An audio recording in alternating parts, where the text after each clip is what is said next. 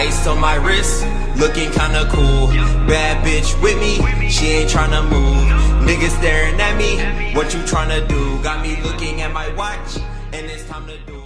What is up, everybody? So in today's video, I'm going to be talking about YCS Knoxville 2019 and the winning deck list from WCQ Bochum 2019. So with all that being said, let's get into it. Without further ado, let's begin.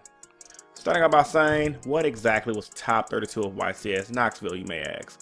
YCS Knoxville pretty much had 10 Orcus decks, 7 Trickster variants, 9 Danger Thunder Dragon decks, which I'm not surprised about at all, 8 Settlement Great decks, and 5 Sky Striker decks. Now, off back, we're going into national season, and you would think majority of the format will be probably more Danger Thunder Dragons, but Orcus, with their stupid negate card, has taken up a lot of the slots. One thing that got me, not been out of shape, but one thing that got me like in awe from the top 32, I guess not really when I think about the new time rules, is the 7 Trickstar variants. Now, I think this is going to be very important going into the national season simply due to the fact that time. Think about it. Nationals, biggest event of the year. How many players do you think are going to be going into time with Trickstars? Hell, how many players do you guys think are going to be going to time in general? 7 of the Orcus variants play that deck. That lets me know Orcus as an engine is very powerful, very good, but it's very generic, meaning they can just break more than decks like Danger Thunder Dragons, Settlement Greats, and Sky Strikers. So they need something to pitch cards with and to get the ball rolling. Trickstars, they just play real fast, they have a hand trap. Overall, very solid deck. The decks are usually, the variants that ran the Trickstars also ran Phantom Knights, which in most Orcus decks they run Phantom Knights anyway to pitch cards out of their hands to get their engine rolling. So that was pretty innovative because I haven't seen it yet. Not saying that that's the only deck that has been innovative for the current meta, but I haven't seen it yet. So shout out to the guys who did good with that. Now the 7 Danger Thunder Dragons, like I've talked about this deck before. That's pretty much where the dice rolling is coming to the meta. Well, truthfully, with Danger Thunder Dragons and the 8 Settlement Great decks, because Settlement Greats, much love the deck, it's a dice roll deck. Like if you go first, you open up solid, you're gonna win, hands down. Same goes for the Danger Thunder Dragons. Like that deck can literally, it can beat you going second and it can beat you going first. I predict going into the national season, at least half of the top 32, half of the top 64, or at least a good 30% of the top 64 probably will be Danger Thunder Dragons because the deck is just so powerful. It's expensive for a reason. The Danger engine allows you to play through back row. They allow you to recover a lot, and Saryuja gaining you that hand advantage is insane. So, I mean, there's not really much more to say about the deck. I mean, the deck is extremely good. And then that hot red dragon Archfiend, just setting up multiple negates on board can win any deck, no matter what it is, games. Like hell, I remember back playing Yu-Gi-Oh when I first got back into Yu-Gi-Oh back in 2012. 1 to 2 negates were very powerful. So 3, like no matter what era you're in, that's always gonna be good. Now Settlement Greats, we already knew, solid deck, it's a structured deck. I'm gonna say they got lucky and won the dot roll. Now what really shocked me was the 5 Sky Striker. Now a lot of us thought once Kagari got hit down to 1, the deck was gonna be somewhat dead, unplayable. I said don't sleep on the deck. That quick play spell that got that snatch steal monsters and the gate effects, that's legit. Oh yeah, and that other continuous spell that allows them to reset their resources, that's legit the only reason they're winning right now. I mean, resetting resources is very powerful. Snatch stealing monsters, attacking for game, all that good jazz, very powerful. I predict them going out of favor, only in favor of decks like Danger Thunder Dragons, because let's face the facts, Sky Strikers is powerful, but even in the hands of a skilled player, if you want to go skill to skill, Danger Thunder Dragon players gonna beat Sky Strikers player 9 times out of 10 in my personal opinion. I mean, the deck Danger Thunder Dragons is too powerful, too powerful. Heck, I wouldn't even be surprised if we saw some Sky Striker Orcus kind of matchups. I don't know. I mean, you crazy duels out there always making some good, unique decks. So yeah, man, this is pretty much the top 32. Now, the top 4 ended up being I know I just skipped ahead from top 16, top 8. I mean, with a very, I want to say diverse, not really diverse, top 32.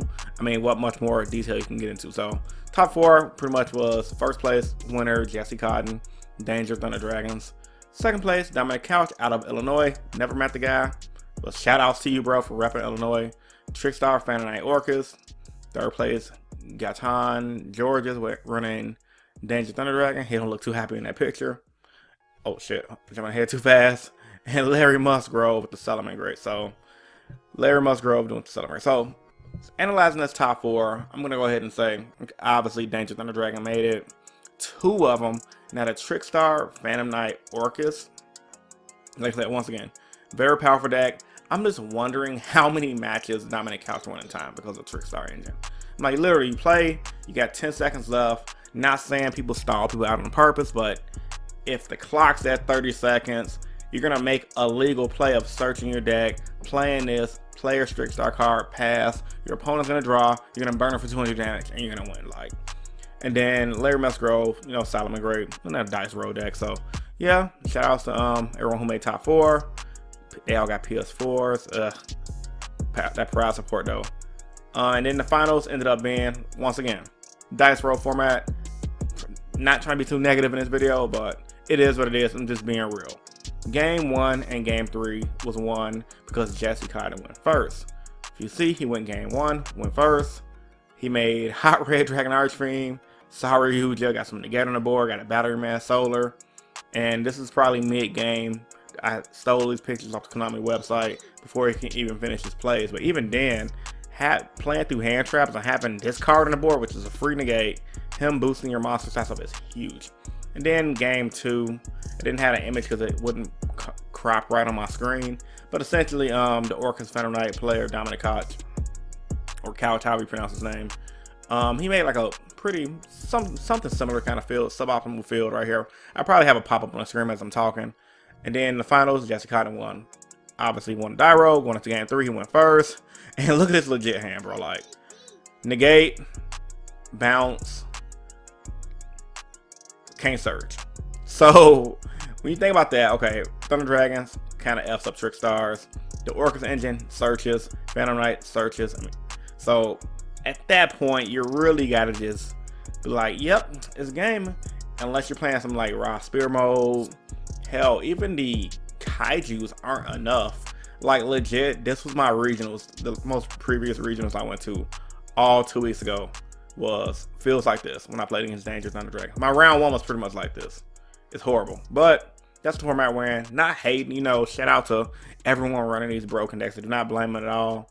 I just don't like dice roll formats, as a lot of you guys pretty much don't like dice roll formats. Like, I love control decks, don't get me wrong, but when you have a format that's literally can be determined based on if you win the die roll, that sucks. And it sucks the fun out of Yu-Gi-Oh!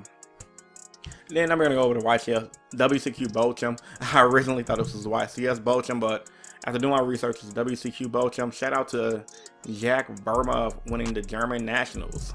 So he won with Altergeist. A lot of the Altergeist boys was happy with Jack Verma winning.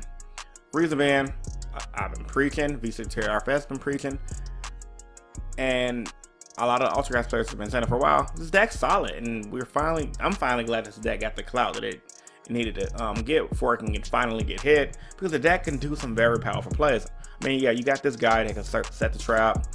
You got the guy right here that bounces. I don't know none of their names, so don't judge me. But my main complaint with the deck is pretty much the bounce abilities and multi-faker. Multi-faker being a thing broke this deck, in my personal opinion. And I like his setup of his deck list because he's running 3 of these. He's main decking the evenly match, which I believe is trigger multi-faker. So I think the way it works for you judges in the comment section down below, you can correct me on this. He can evenly match your field and then bring out multi-faker afterwards. Yeah, his lineup is solid. Like, like no complaints. Like if I was to play this deck, this would be the list I'd run. Like, real talk. And then like his extra deck's pretty solid for Altergeist. Then side deck was all Sky Striker hate, like Pure Order, you know, spell negates. You really don't need to open up stuff, so you got negate monsters. some limit. He's not really going too much hate. He's going more of a standard back row lineup, which is solid. Like I said, I'm loving his back row lineup. It's generic. It's good. It works. And then, yeah, that's pretty much it. Got this from the Mystic, man. Yeah, I like it, man. Shout out to Jack Vermo. Very solid deck list. And yeah, man, that's pretty much it, man. I just wanted to talk about the finals in the top 32 of YCS Knoxville and the winner of WCQ Bochum. His final matchup from doing my research once again was against Salomon Grades. I know that matchup very well because I say a lot of people in Chicago, they run the Ultra Guys deck, and it's so hard to win unless you go first with Salomon Grades. You literally have to draw a good hand. Even if you do go first, you can get wrecked by Ultra Guys, bro. You can definitely get wrecked, man. So tell me what you guys think about this video in the comment section down below. And if you guys are new here and you would like to see more of my videos, I would invite for you to subscribe for more Yu-Gi-Oh content. I'm uploading as many videos as I can throughout the week. So with all that being said, once again, this is InnovationYGO, and I'm signing out. See you guys in the next one. Peace.